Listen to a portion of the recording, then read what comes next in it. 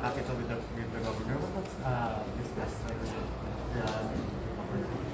Well, as a former governor myself, I'm always watching to see what my fellow governors are doing. And one of the things that we talked about, I was congratulating her for being such a good and strong LGU leader. And her handling of the pandemic and all of the other crises that we have been facing related to that.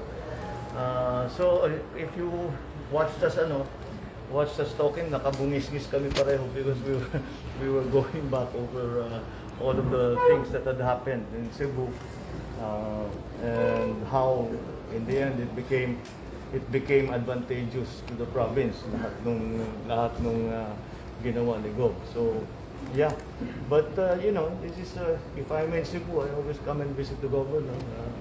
I make a courtesy call to her. It's been a long time since I last saw her, and so I'm very happy to see her again and to be able to nagchismis lang naman kami na lang. Kung ano yung mga bali-balita, what's going to happen and all of that.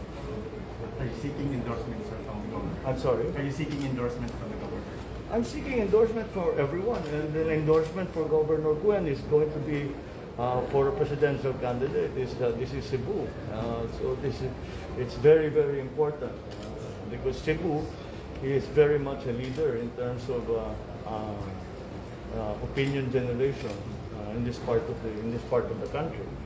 In fact, it's second only perhaps to Manila for the rest of the Philippines. So yes, it's extremely important endorsement, but that's not what we really talked about because there's still time. I know that everybody is waiting for at least November 15 when the list of candidates is final. Parang pare-pareho naman kaming lahat na kandidato at every level. Sa ngayon ay nag-aantay lang tayo ng November 15 kasi baka may mangyari pa, mahaba pa ito. And in the last few weeks, ang daming mga development na nangyari na hindi natin inaasahan. Pero kaya lahat na nakaabang at nag-aantay at nakabantay. Baka meron pang mangyari na development between now and the 15th. So yung sa 15th, siguro medyo mas alam natin yung magiging national and kahit sa local situation. Kaya yun ang nandun pa lang tayo. So I just informed consulted with the governor about my plans of what I will do in Cebu to campaign and to organize here. What is it for the Cebuanos, sir, for a Bongbong Marcos presidency? What's in it for the Cebuanos? Well, because if you remember, one of the main drivers of progress in the economy here was the development of the port by my father, and I think we can continue that. Cebu is still the economic center of the Visayas, and in some areas it's actually the economic center of the Philippines. So we must continue to develop that because what I have been preoccupied with in the last few months is trying to find the way through for the Philippines through COVID, after COVID, and the recovery of the economy. So one of what the indications are is that the big urban hubs will be the center, will be the hubs of development in the future. So Cebu being so prominent will certainly be a major part of that. So we will continue to develop Cebu with infrastructure development, and of course I think Cebu is ripe. Ang mga Cebuano have this very strong entrepreneurial spirit that we can take advantage of in making better deals with public-private sector, public-private sector sharing.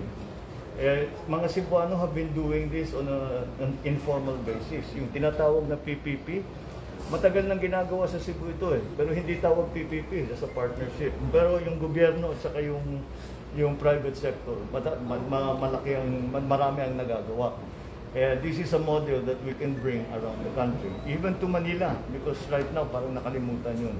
So that it is going to be important to have Cebu as part of the plan, because Cebu has always had an entrepreneurial tradition in all of the Philippines. So that development should be felt as soon as we can bring the economy back from the pandemic crisis. Sir, reaction lang. You are number one in most of the surveys conducted. Your reaction lang. My reaction? Well, of course, I'm pleased, and siyempre, nagpapasalamat ako sa lahat ng mga supporter natin na nagpapahayag ng kanilang suporta, ng kanilang tiwala. And I suppose that people are looking for a different kind of politics, because I hope to espouse a different kind of politics. I call it a unifying leadership, and that is something that I think is going to be important, especially now. Unifying in the sense that we have to work together no matter what our political color is, because the crisis in front of us is much more important than politics. It's survival of our country. And leadership, because we have to have a good plan. And I think that I am slowly coming to the point where I will be able to talk in detail about what those plans are, in my view, that we will have to do to make the economy come back and better and stronger and together. Kasi nakikita na rin natin, siguro nanonood na rin kayo sa mga news sa ibang bansa, dahan-dahan umaahon na sila. Dapat nakaposisyon tayo para sabay din tayo sa pag-ahon na yun. And that's what I'm preoccupied with, and that's what I think is how Cebu can play very important role in that redevelopment, that recalibration of our economy. Okay. Yeah. More questions? Maraming salamat po. All right. Thank you very much. Thank you. Thank you. Excuse me.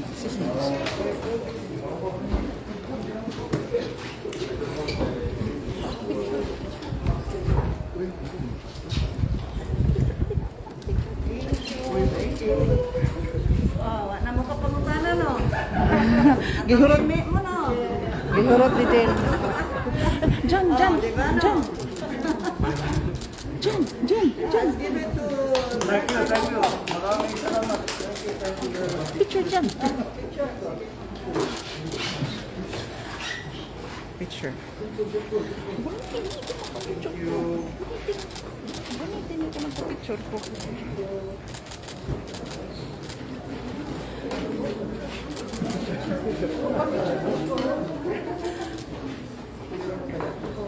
Ako pa.